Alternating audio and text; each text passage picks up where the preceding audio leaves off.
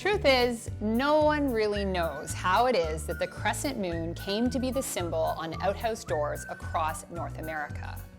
However, the theory that seems most popular is that, can you believe this, it has something to do with the ancient Greek.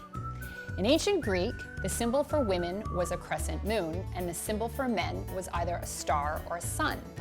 The legend follows that the moon outhouses that were for the women endured because women are better at taking care of their things than men. So the sun and the star outhouses fell into disrepair faster, leaving only the moon ones around. My spidey senses are tingling hearing these gender stereotypes at play. And turns out there isn't much evidence to support this theory.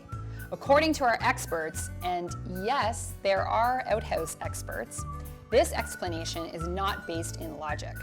Beyond the fact that there isn't a very strong connection between ancient Greek and rural North America, lots of old outhouses don't even have crescent moons, and the old ones that do aren't even that old, about 1960. Furthermore, old outhouses were typically unisex because people couldn't afford to build more than one. Our best guess? The moon has a practical origin, a semicircular opening used as a door handle. Who, after all, was going to put hardware on their privy? Like so many things at the cottage, perhaps the crescent moon was simply the most practical solution available.